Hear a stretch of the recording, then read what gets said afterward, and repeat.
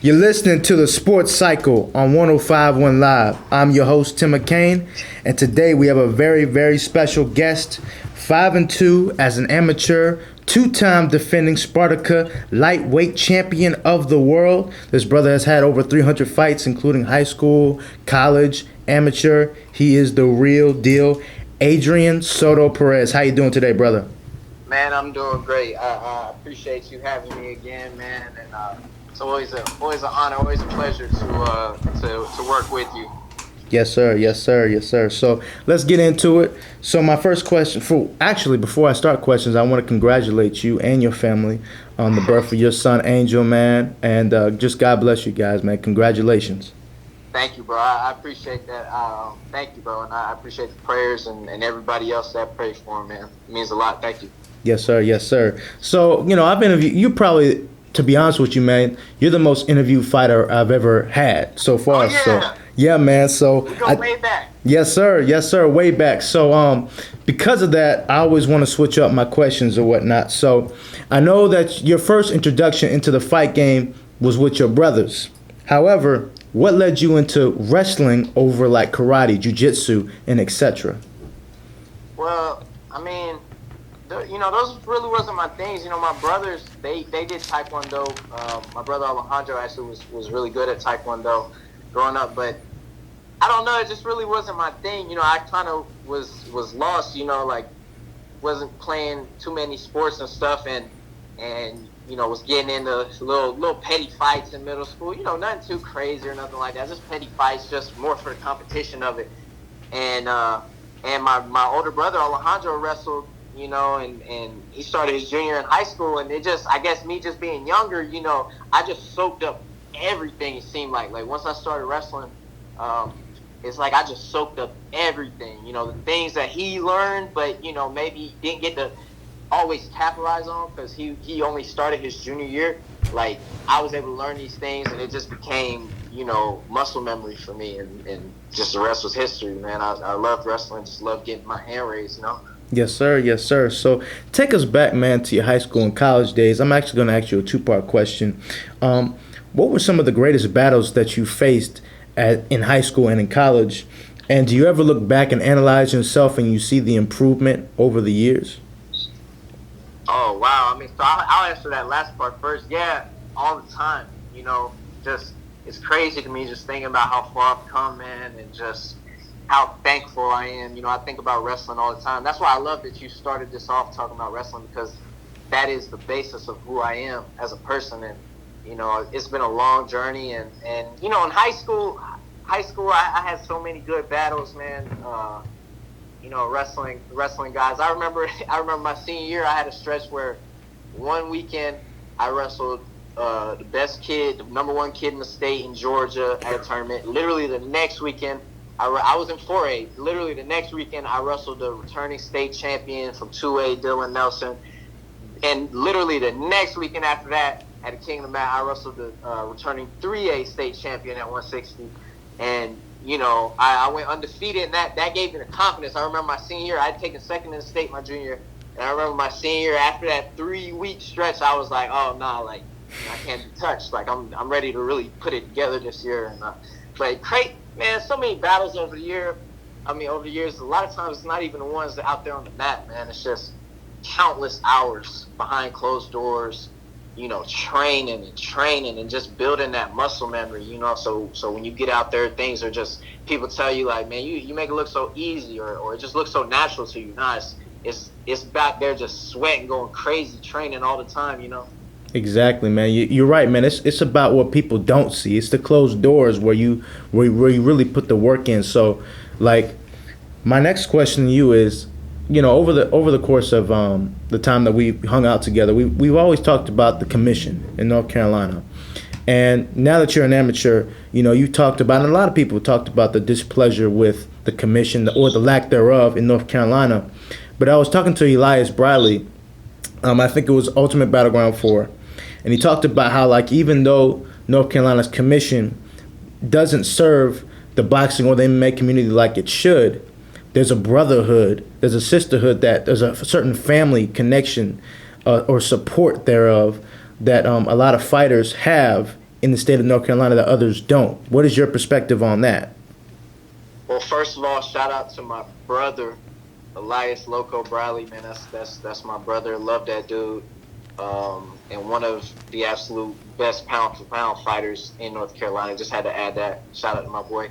And I agree to a certain extent. I'm a little newer to the fight game than Elias, so I don't know quite as many people as he does. But I don't know, man. I would love to give you like a great feel-good story, but I'm honestly very disappointed with the commission, and I'm honestly very disappointed with the MMA scene in North Carolina in general. It's not the fighters and not the trainers. We have a lot of talent here. We have a lot of good fighters. We're getting more and more and more UFC and Bellator fighters moving here and training here all the time. So it's not the fighters and not the trainers, but just the community in the scene is like, we literally have no commission that lets us even hold fights out here. And then it's like, I don't know for sure, but it seems like nobody is going crazy over this. Nobody is, calling out this atrocity. Like we can't even fight out here. I have to literally, if I want to fight, I have to go to another state. And that's not just me, that's all fighters in North Carolina. And it's not just MMA fighters, it's boxers. Exactly. It's ridiculous. And I really hope that something can happen sooner or later and get the commission back running, man, because we got so much talent in this state in North Carolina, MMA and boxing. And I feel like I'm one of the top elite talents that we have. And so I'm ready to get back to it. Yes, sir. I completely agree, man. I completely agree. And honestly, bro, you could be that voice. You could be that somebody who makes that change, who's somebody who's like going out there and telling the commission, hey, you got to get it right.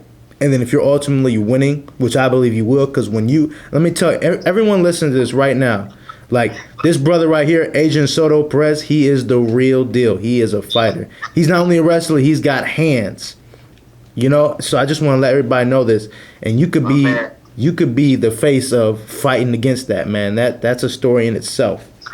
And I would love to. I would love to. I just admittedly, as a fighter, I don't know, maybe I'm just not as versed yet on how I can really make progress towards that. But that's something that I'm gonna look into.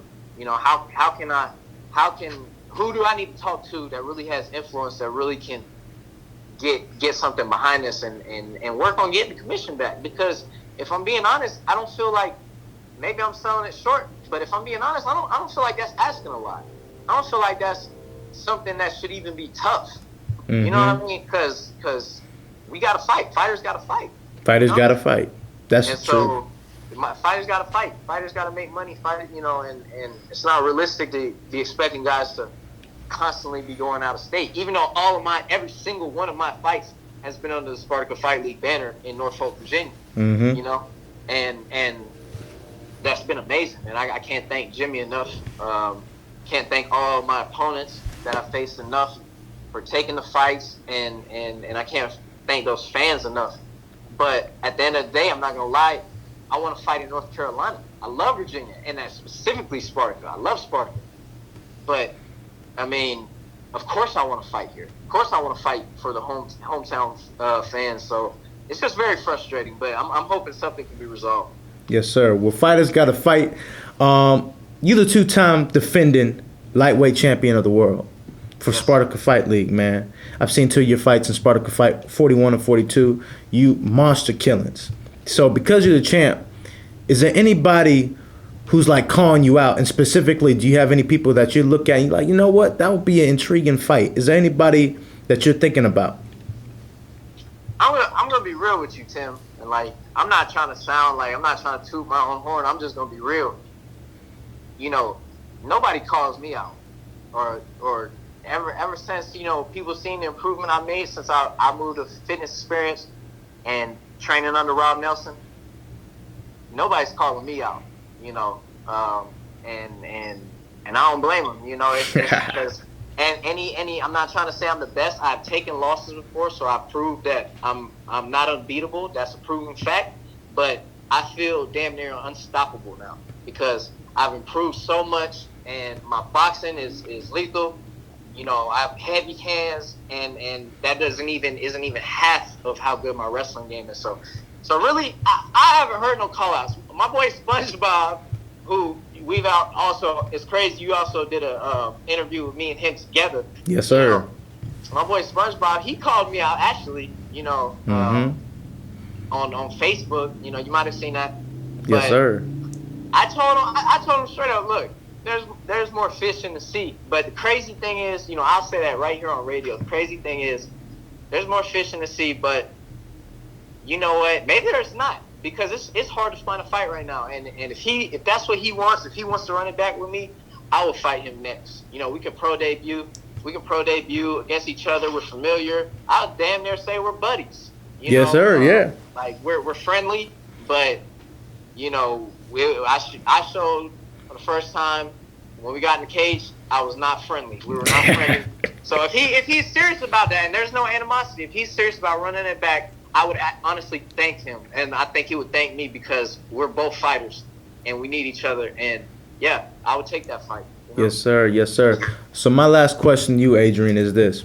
So somebody who sees you up there, a kid, and he's like, yo, like, I want to be like Adrian Soto-Perez. Like, what are your personal keys to success that he would need to implement to be somebody in your position? Well, Tim, you know, I honestly, you know, I have such a long way to go, man. You know, I don't want to make myself out to be, you know, nothing I'm not. I do struggle a lot, personally, you know, in all kind of different ways, and I know everybody does. So I don't want to seem like, you know, like I'm telling somebody something that I'm not doing. But in terms of being an athlete and just trying to be an overall good person, you know, just I would tell them, learn on the mistakes that I did that have hindered me at times of, you know, not always training your hardest.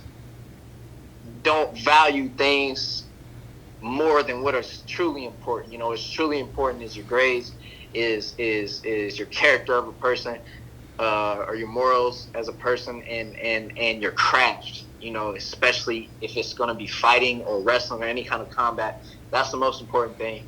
And you know, if you do the right things, and if you commit everything to that, all those things you want is going to come. Money's going to come. Women's going to come. You know, everybody's going to want to be your friend, blah, blah, blah. You know, you don't have to chase that to, you know, and put that on the same level as actually training and just improving all the time. So I would tell them that. That's what I'm going to tell my sons. You know, as soon as they, you know what they're talking about, know what I'm talking about, that's what I'm going to stress to them. Train hard, always. Give your best. Don't worry. Have no ego in training. Take all the L's you can in training, you know, because that means you're going with people that's better than you, and don't even worry about it. You know, train hard all the time. Be a good person. Focus on your grades. You know, so that's what I try to give back to the youth. You know, I just did a training session today with the high school kid, and that's what I try to stress to him, man.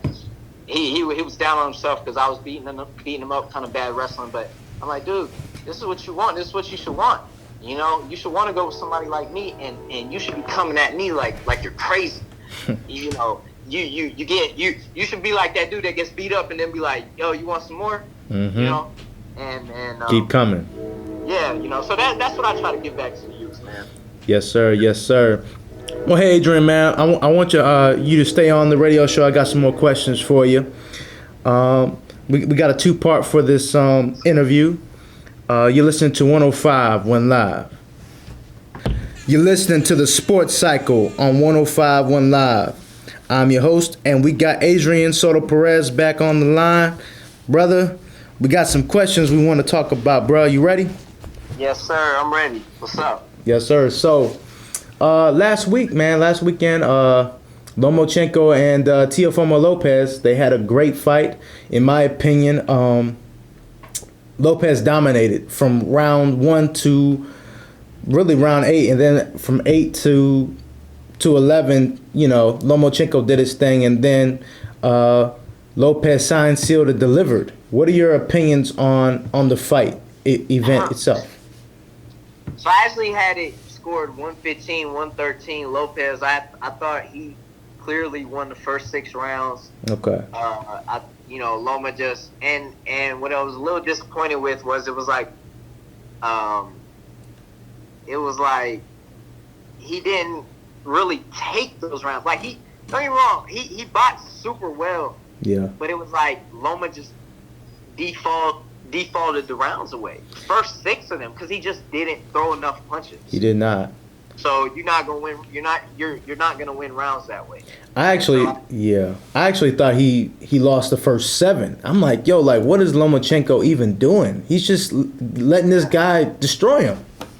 Yeah, I had him losing the first 6. I had Lomachenko winning 7 through 11, so I had it 6-5. But then I thought Lopez. I thought he was tired or getting tired. But then in that 12th round, he brought it home. There's no way you could say Loma won that 12th round. So, I had it 7-5 Lopez. I thought it was a good fight. It was a huge moment for boxing. Changing of the guard, but I just thought I felt a little anticlimactic. I was like, man, and maybe that's just me being selfish as a fan. I was like, man, like I would love to see what happened if Loma was boxing like that from the first round, first and second round. Maybe he gets knocked out, right? Because he was wary of the power. So maybe he gets knocked out, but maybe he wins. So it just. You never know. Yeah, man. It's Lomachenko is naturally a slow starter. He kind of studies his opponent, but he kept on. See, they say he downloads. So he downloads, and then once it's 100%, he knows the fighter. Then he attacks. But he was downloading till the 7th round, in my opinion, man. And that's honestly was not enough. Plus, he had a 14-month layoff, and so he wasn't the same boxer. He had to for me, with the whole pandemic thing happened, I think it kind of made everybody relax a little bit. Yeah, that's possible. That's possible. You know what I mean? So I just think, the one thing that I don't like about the situation, in my opinion, was Loma. And you know what? He had surgery. So for the record, he had surgery. Okay, but I just find it interesting how in the difference between MMA and boxing, you see a lot of boxers. They'll kind of say that they're injured or they have injuries, and in May you don't really see it the same. They don't really have the same energy. If they lost, they lost. They're disappointed. They think they won the fight or whatever. But they don't go around saying, "Oh, I was injured. That's why I lost." You see that more in boxing. What is your perspective on it? Well, I see it in both. Especially being a fighter, you see it behind the scenes a lot. Talking to fellow fighters that take wins or losses, and you'll hear them say things. They may not say it as publicly as the boxers, but I think that just stems from there being such a more emphasis in boxing on being undefeated, not losing. They want to act these days like in boxing, if you take 1 or 2 L's, like your career is over. You can't ever be a huge star again. And that's just not true. And if they would let go of that mindset, they would actually, I think, make more money because they would be making these big fights happen. And it's like, you see it worked out for Lopez. It didn't work out for Lomachenko, but Lomachenko is already set. Lomachenko is already he's already a legend, bro. He's already one of the greatest 126 and 130 pound fighters of all time. And so, now Lopez, he took that risk. He took himself to a whole new tier, financially and just legacy wise. And I think, man, I hope that inspires these guys. I think I would like to see somebody like Tank Davis, even though Leo Santa Cruz, who he fights coming up, is a tough fighter. Very tough. Champion. Great fighter. 4-time weight champion. Mm-hmm. So, but, I think now I hope that would be nice to see Gervonta take that next step and maybe potentially fight either Lopez or even Loma or, maybe Ryan Garcia, somebody like that, coming up very soon. Yes, sir. Yeah, so you were talking about that on social media. Like you were saying, you felt like it was anticlimactic. You were like, you know what? I think Davis can take both of those guys and get the W. And you got a little heat off that on social media. I took some heat for that. I took some heat for that, but I honestly truly believe that. Like even now after the fight, I'm not as hyped, as I was at the time when I looked at. I think, man, like, and I have logic behind it. I don't Okay. think Loma was exposed as like he's not a great fighter. Of course, he's a great fighter, but he was exposed a little bit to me in the sense that these guys that are big, power punching and very skillful guys, they will give Loma work. Like he may still beat them, but it's not a wash. Like everybody thought it was like, oh, he's invincible. I remember. I don't know if if you read comments and stuff, but like people love to clown Tank. People love to be like, oh, he's fat, he's this or that, he's not disciplined, he's this, he blah blah blah. But after watching that fight, man, that's what I was thinking. I said, dude, if Tank fights Lomachenko, it's gonna be just as close a fight, and Tank might win it because he has, vicious punching power, just as much, if not more, than Teofimo. He's explosive, and he has real boxing skills, and so I would love to see that fight, man. I think it's a good one. You know? I agree. I actually think, though, that what's going to happen is he might avoid Tank. I think he's going to try to fight Devin Haney, but Devin Haney is a monster himself. Yeah, it's like pick your poison, but that's why these guys need to start making these matchups happen. That's the truth. That's the truth, man. But you're right, man. When you look at Davis, a lot of people they'll clown him because he has a history of showing up overweight, and he's lost money that way, but I believe just watching the Showtime documentary, because they released it episode 1, you can see the mindset difference. I mean, he's 25 years old. He's our age, brother. 25 years old, you know what I mean? And his mentality is different than what it was 2 years ago, And I think because of that, I think he is the most dangerous young fighter in the game right now, in boxing. Without a doubt, I believe so as well. Pound for pound. Not saying he's pound for pound best, but when he's on point and he's in shape, he is pound for pound. Like you said, I totally agree 100%. The most dangerous young boxer in the sport. It doesn't matter, and that's why all these people love to clown him. But that is why he's so polarized. That is why it's like almost. Everybody in boxing, they either want to see him lose or they are such a big fan of him because this guy never cheats the fans.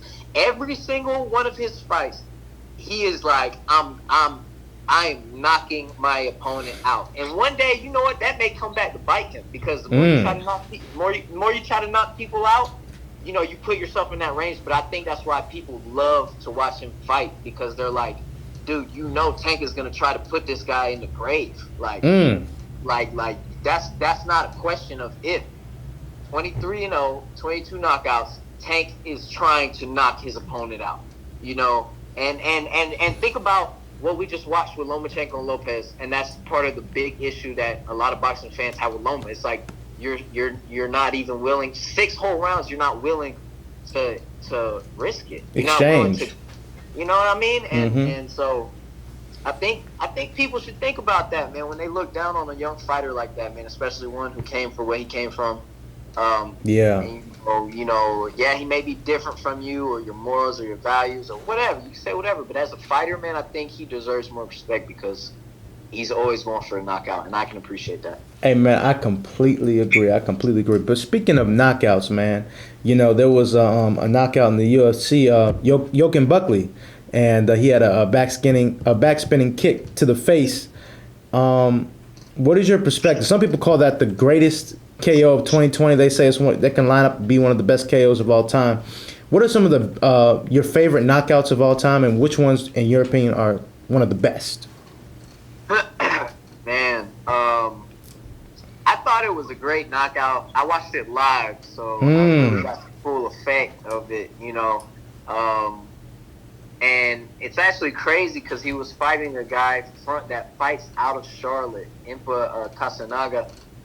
He fights out of GMO in Charlotte. So I was watching the fight. Obviously he's a North Carolina guy, so I was like, yeah, I'm tuning in and watch that. And Buckley got the KO. It was a beautiful knockout. I thought it was cool, or I thought it was nice, of course. And He went viral, man. He gained over like 80,000 followers. He did. Yeah, you know, within like few days or a week or whatever. Mm-hmm. And but it's not the greatest, in my opinion. It's not the greatest. The greatest that I have ever seen live in the UFC, man. And this is not recency bias. Like the absolute greatest one I ever seen was Masvidal versus Aspen. I mean, I just remember, man. That's one of those like, where were you when? I just remember, I was at my boy Nick Key's house. Shout out to my boy Nick Key. I was at Nick Key's house. We're watching it. He's an Aspen fan. He's like, he's gonna wipe the mats with Masvidal, and it's not even gonna be close. And I'm a big Masvidal fan. Like I'm like, dude, like, all right, whatever. He's an amazing wrestler. Maybe he will, but I'm like, dude, Masvidal ain't no punk. Like you're tripping. You know, you're really selling him short. And so, anyway, 5 seconds later. Boom! I was like, oh my God, I could not believe it. I was in total shock. Like we were in total shock. And it was beautiful to see freaking a Latino brother really just make it in MMA. Because at that moment, it was like you knew, like, oh, this guy's a star. Mm-hmm. Like, yes, sir. You know, like, this dude is a superstar. And that was coming on the heels of what I thought technically was a more impressive knockout because the opponent, he had just knocked out Darren Till. And I thought Darren Till, I was like, man, he's one of the baddest dudes in the game. But just in terms of like the style of the actual knockout, oh my God, best one I've ever seen. Honestly, bro, to me, that one, I was going to say that one myself for the UFC. That was, because one, that was an interesting fight because Ben Askren was a one championship champion. I think he was undefeated.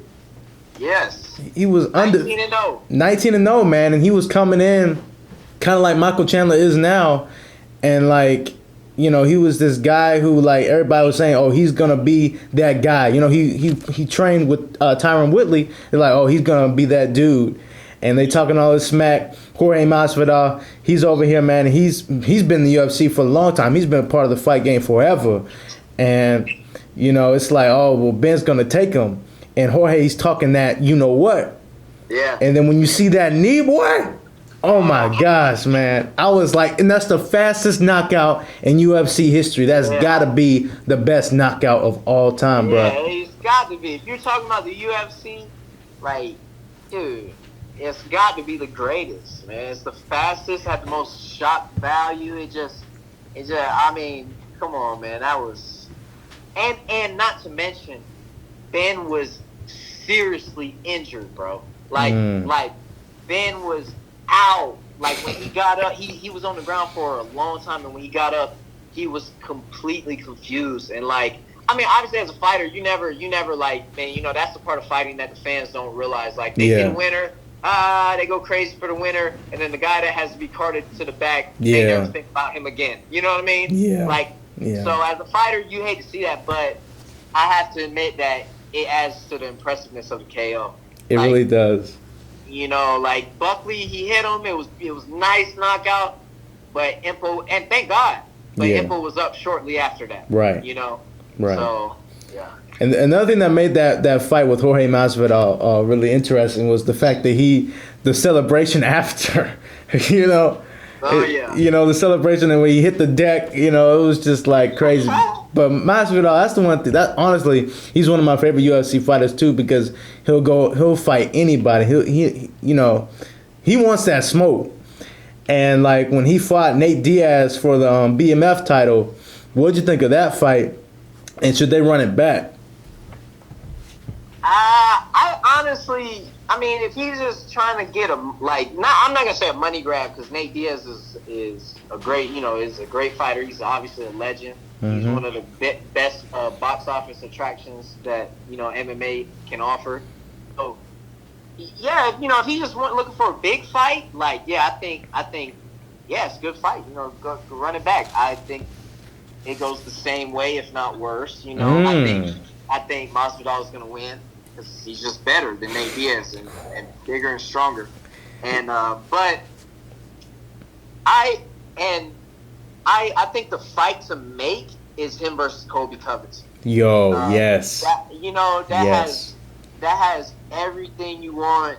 I don't even have to go down the list. It's got the backstory. It's got the. They were friends, right? Yeah, best friends. It's got the friends turned foes. It's got started from the bottom. Now both of y'all are freaking top contenders, and that's the other thing. It makes sense trying to get back to the belt. It's not like this is some hit like him versus Nate, who's not. I don't think is ranked in the top 10. Yeah, like him and Kobe are either. I think they're 2 and 3, and so the winner of this fight is probably going to get it. Is definitely probably going to get the next title shot. And against Usman, because Usman is about to fight Gilbert Burns, who's the number 1 contender. He's good. Burns is special.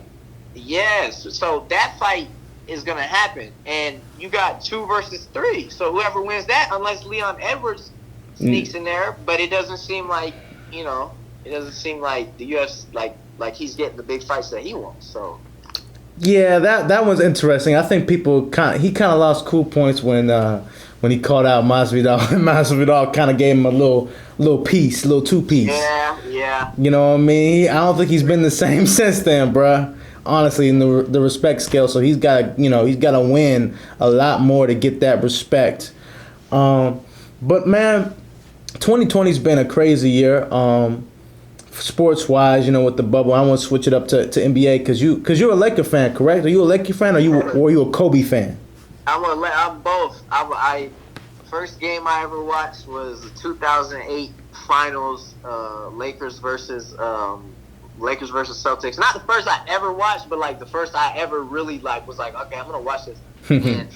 and I was rooting for Kobe, man. Like they lost that year, came back, won the next 2 years, and I was just he was stamped for me. And then I'm a huge LeBron fan, and so yeah, but Lakers, LeBron, Kobe, huge fan. Call me a bandwagon if you want, I don't care.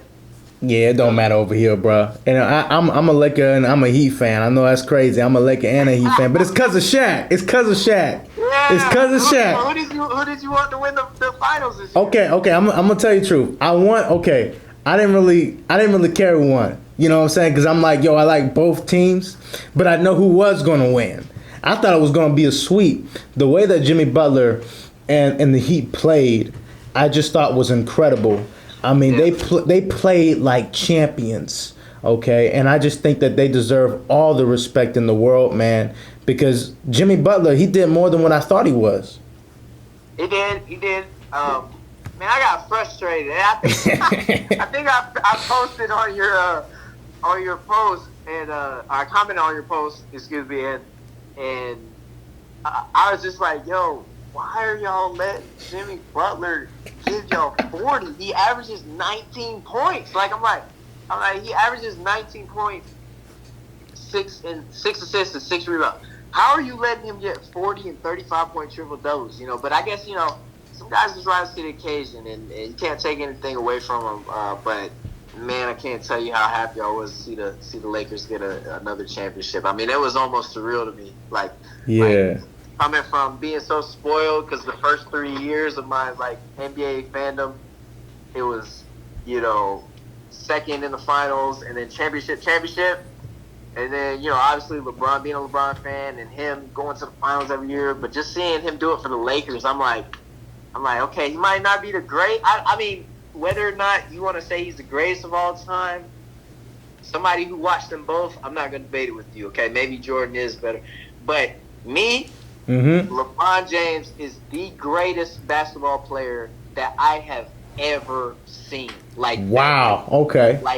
And no disrespect, rest his soul, better than Kobe. And I never thought I would ever say that about a basketball player. I never thought I would say that.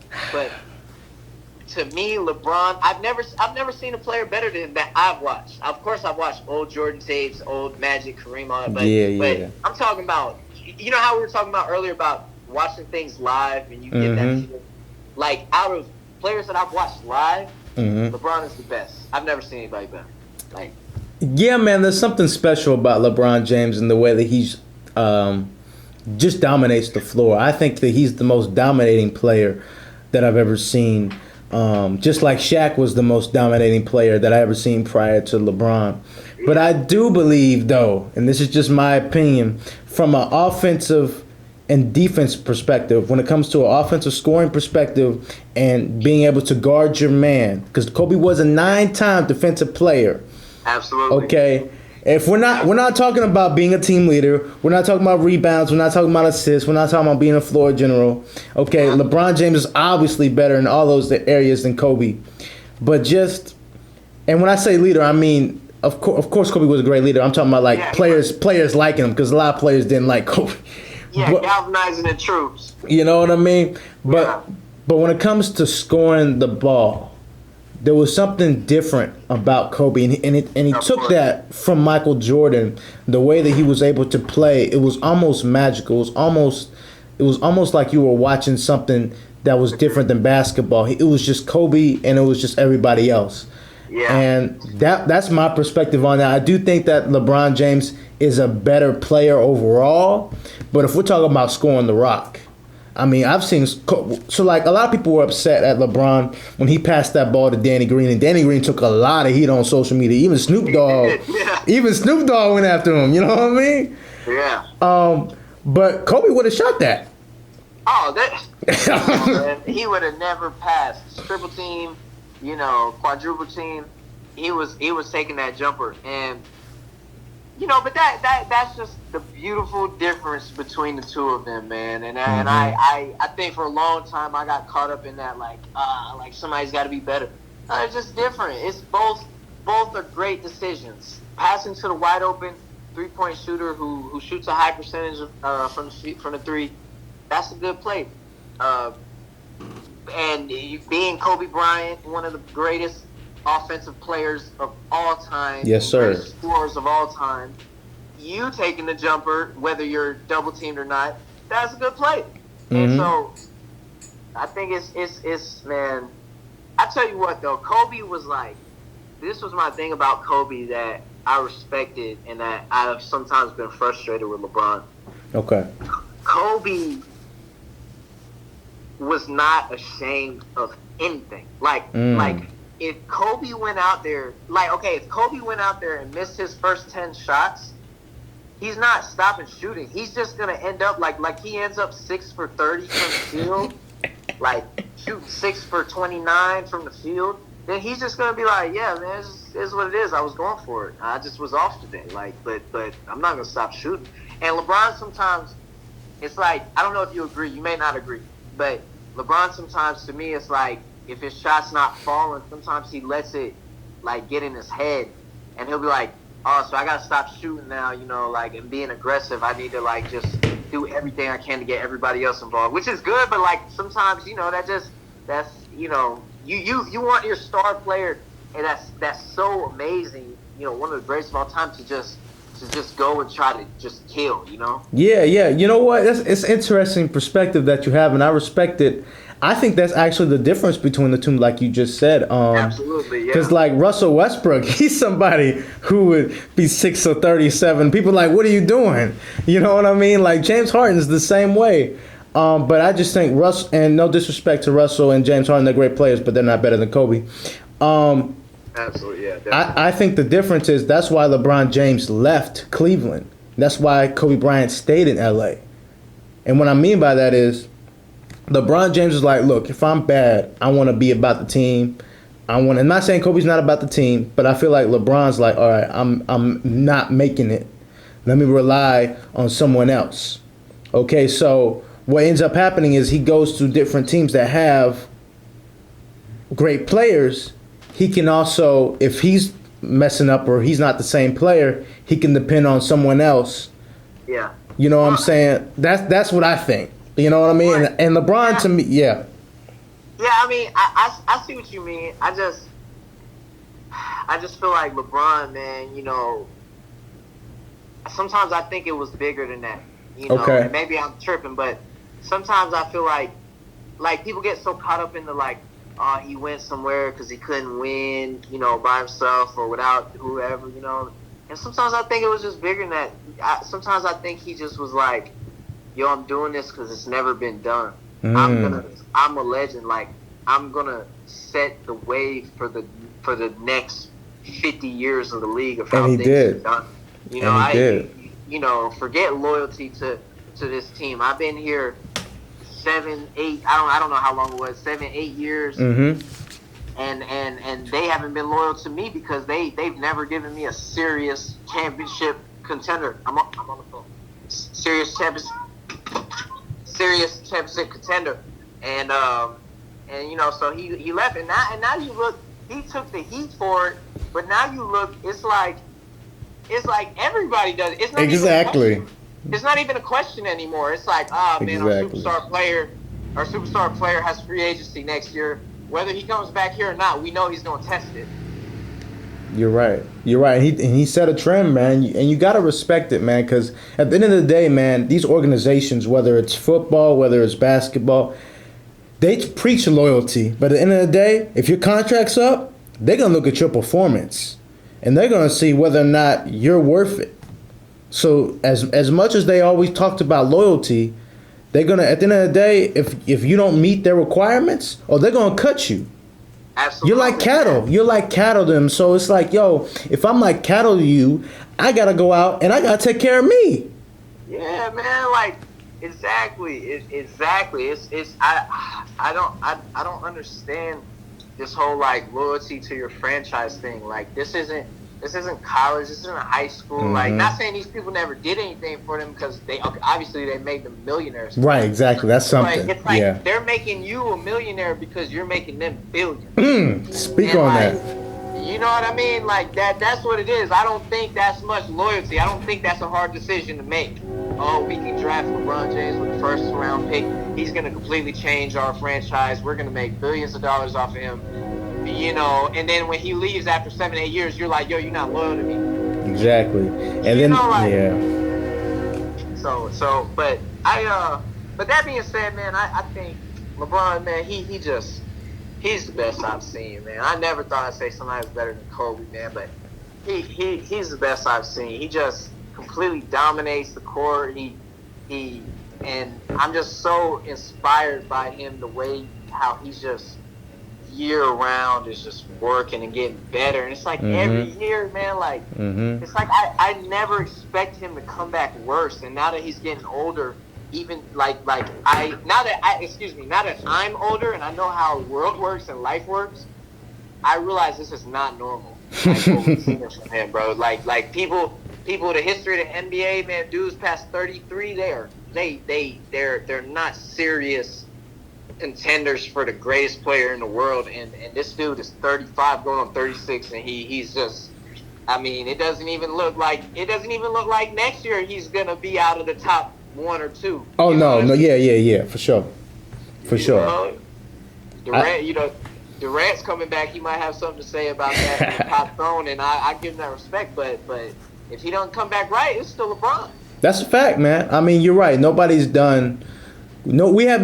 has ever seen anybody do like this. And Kareem's played, and he's one of the greatest of all time, but he was not on the same level that LeBron was at his age. So that's probably why he will end up being the greatest. And there's a lot of people that don't like him or whatever, and no one can truly know who the greatest is because there's new technology, there's different eras, so you can never really tell. It's all fun and games. Absolutely. But you're right. When it comes to the best player we've ever seen, the complete player, it is LeBron James, people. Stop lying. Yeah, stop playing, man. 36 years old, man. That's somebody like that could be like the guy next door's dad. Imagine the guy next door's dad freaking going out there and giving you 40 in the NBA finals, man. Come on. 30, 35, 36 years old. It's crazy. It's crazy. Well, hey, man, appreciate you, Adrian, bruh. Thank you, man, for your time. And I cannot wait to see your next fight, man, because I know it's going to be fireworks. Thank you, bro, man. I appreciate you always having me, man. It's a blessing. Thank you. And, you know, anybody that wants to follow me or anything, you can check me out on Instagram. It's Savaje ASP, or Facebook, Adrian Soto-Perez. I appreciate all the support. You know, just want to tell the fans or even the other fighters, don't give up on me, man. I'm working. and still on the road to be great, man. And it's just waiting on the opportunity. But thank you, Tim. Yes, sir. Thank you, brother. You're listening to 105 One Live.